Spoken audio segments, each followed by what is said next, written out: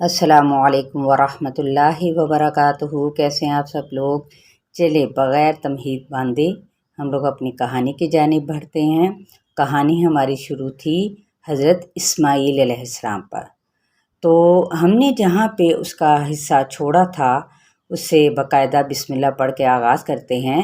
اعوذ باللہ من الشیطان الرجیم، بسم اللہ الرحمن الرحیم۔ کہ کیا تھا کہ اس وقت سبحان اللہ، اللہ کی شان کس قدر نرالی ہے، حسن بول اٹھا تھا۔ یہ اب آب زمزم کے بارے میں آگے بیان کیا جا رہا ہے۔ ہاں میرے بچوں، ان کے والد نے کہا یہ پانی اللہ تعالیٰ کی طرف سے ان کے لیے ایک تحفہ تھا۔ پانی جب چاروں طرف پھیلنے لگا تو سیدہ ہاجرہ علیہ السلام وہ گھبرا گئیں۔ انہوں نے کہا زمزم، اس کا مطلب ہے رک جا رک جا۔ زمزم کا کیا مطلب ہے؟ رک جا، ٹھہر جا۔ پھر انہوں نے پانی کے ارد گرد پتھروں کی باڑ بنا دی تاکہ پانی وہاں پر جمع رہے۔ سیدنا عبداللہ بن عباس رضی اللہ تعالیٰ عنہ بیان کرتے ہیں، نبی کریم صلی اللہ علیہ وسلم نے فرمایا، اللہ تعالیٰ امی اسماعیل علیہ السلام پر رحم فرمائے، اگر انہوں نے زمزم کو ایسے ہی چھوڑ دیا ہوتا تو زمزم ایک بہتے ہوئے چشمے کی صورت میں ہوتا۔ جب اس جگہ پانی جمع ہو گیا تو پرندے اوپر منڈلانے لگے۔ اس جگہ سے کچھ دور قبیلہ جرہم کا قافلہ گزر رہا تھا۔ انہوں نے جب پرندوں کو اڑتے ہوئے وہاں پہ دیکھا تو خیال کیا کہ اس جگہ تو پانی ہے۔ انہوں نے ایک آدمی کو اس طرف بھیجا، وہ اس طرف آیا اور پانی دیکھ کر خوشی خوشی قافلے کی طرف گیا۔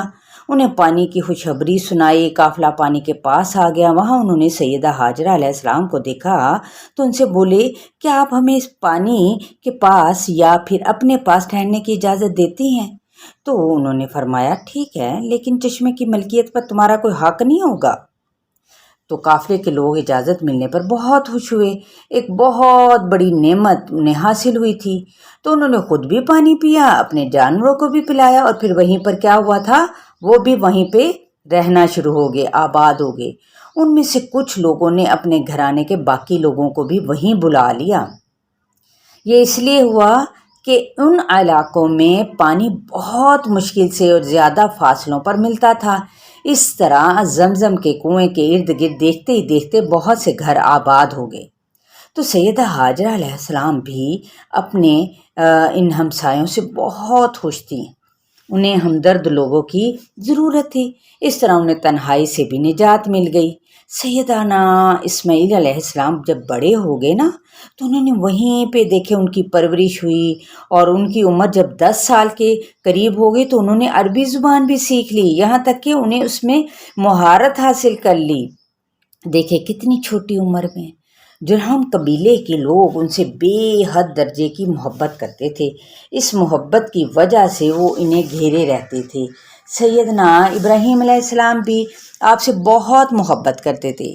اس کی ایک وجہ یہ بھی تھی کہ آپ کو بڑھاپے میں یہ ملے تھے، یعنی اتنے بوڑھے تھے، یعنی حضرت ابراہیم علیہ السلام کی عمر 80 سال سے بھی زائد تھی۔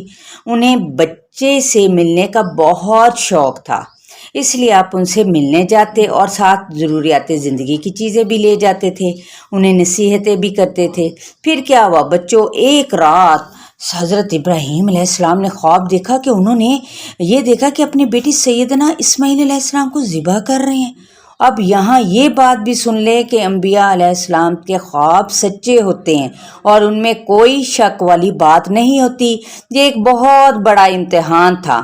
تو حضرت اسماعیل علیہ السلام آپ کے اکلوتے بیٹے تھے، بڑھاپے میں پیدا ہوئے تھے، اس لیے پہلے ساری زندگی تو آپ کے ہاں اولاد نہیں ہوئی تھی۔ ان حالات میں جب سیدنا اسماعیل علیہ السلام بھی لڑکپن کی حد کو پار کر کے جوانی میں قدم رکھنے والے تھے اور اس عمر پر پہنچ گئے کہ کام کاج میں اپنے بوڑھے والد کا ہاتھ بٹا سکیں، تو اس وقت انہیں ذبح کرنے کا حکم ملا تھا۔ حضرت ابراہیم علیہ السلام کو تو بیٹے سے حد درجہ محبت تھی، کیونکہ وہ ان کے بڑھاپے کی اولاد تھی۔ تو اس کے باوجود بھی آپ کے دل میں اللہ تعالیٰ کی محبت سے بڑھ کر کسی اور کی محبت نہ تھی۔ اللہ تعالیٰ کا حکم جو بھی تھا انہیں پورا کرنا تھا، اس لیے آپ نے ذرا بھی ہچکچاہٹ جو سی تھی نا وہ نہ دکھائی اور اپنے بیٹے کو ذبح کرنے کے لیے تیار ہو گئے۔ جی کیا مطلب؟ حضرت ابراہیم علیہ السلام اپنے پیارے بیٹے کو ذبح کرنے کے لیے تیار ہو گئے؟ سب بچے ایک زبان ہو کر بول اٹھے تو ان کے چہروں پر حیرت ہی ہاں بچوں، یہی تو ہے اللہ کا حکم ماننا۔ آپ بیٹے کے پاس گئے، اللہ کا حکم انہیں سنایا، میرے بیٹے میں خواب میں اپنے آپ کو تجھے ذبح کرتے ہوئے دیکھ رہا ہوں، اب تو بتا کہ تیری کیا رائے ہے؟ بیٹا بھی آخر کسی عام آدمی کا بیٹا تو تھا نہیں، ایک نبی کی اولاد تھا۔ فوراً بولا، ابا جان، آپ کے رب نے جو آپ کو حکم دیا ہے اس کو پورا کیجئے، انشاءاللہ مجھے صبر کرنے والا پائیں گے۔ تو قرآن مجید میں اللہ تعالیٰ نے اس واقعے کا ذکر ان الفاظ میں بھی فرمایا ہے، فَلَمَّا بَلَغَ مَعَهُ السَّعْيَ قَالَ يَا بُنَيَّ إِنِّي أَرَىٰ فِي الْمَنَامِ أَنِّي أَذْبَحُكَ فَانظُرْ مَاذَا تَرَىٰ۔ تو پھر جب اس کے ساتھ چلنے پھرنے کے قابل ہو گیا تو ابراہیم علیہ السلام نے اسے کہا، میرے بیٹے میں نے خواب میں دیکھا کہ تجھے میں ذبح کر رہا ہوں، اب تو بتا تیری کیا رائے ہے؟ بیٹے نے جواب دیا، ابا جان جو حکم دیا گیا ہے اس کو بجا لائیے۔ سبحان اللہ، انشاءاللہ آپ مجھے صبر کرنے والوں میں سے پائیں گے۔ تو حضرت ابراہیم علیہ السلام نے چھری تیز کی، جب انہیں یقین ہو گیا کہ چھری بالکل تیز ہو گیا، فوراً کاٹنے کے قابل ہو گیا، تو انہوں نے حضرت اسماعیل علیہ السلام کو ساتھ لیا اور وہاں پہنچے جس جگہ آج منع ہے، اور بیٹے کو پیشانی کے بل لٹا دیا۔ ابا جان مجھے ڈر لگ رہا ہے، حسن بول اٹھا، اور ہمیں بھی، محسن اور رابعہ بھی ایک ساتھ بولے، تمہیں یہ واقعہ سنتے ہوئے ڈر لگ رہا ہے؟ اس باپ کی کیفیت پہ ذرا غور کرو جو اپنے ہاتھ سے ذبح کرنے والے تھے، اپنے بیٹے کو الٹے منہ لٹا چکے تھے۔ اس بیٹے کی بھی کیفیت پر غور کرو جو باپ کے ہاتھوں ذبح ہونے والے تھے۔ یہ ہے ایمان کی مضبوطی۔ ہاں، ان کے ہاتھ نہ رک جائیں۔ سیدنا ابراہیم علیہ السلام نے چھری کو ان کی گردن پر رکھا اور لگے اس کو چلانے۔ ادھر چھری کو اللہ کا حکم ہوا، خبردار اسماعیل کی گردن کو نہ کاٹنا، چنانچہ ان کی گردن پر خراش تک نہ آئی۔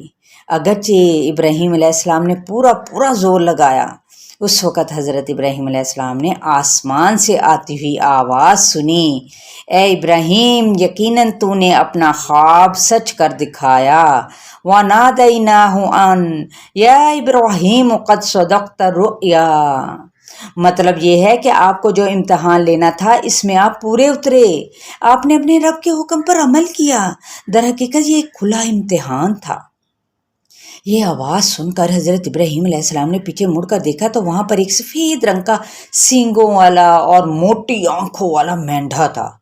تو اللہ تعالیٰ نے آپ کو حضرت ابراہیم علیہ السلام کے بدلے میں وہ مینڈھا ذبح کرنے کا حکم دیا۔ جی، یہ ہے اللہ تعالیٰ کا فرمان کہ کس طرح سے میرا بندہ میری آزمائش پہ، میرے کہنے پر عمل کرتا ہے۔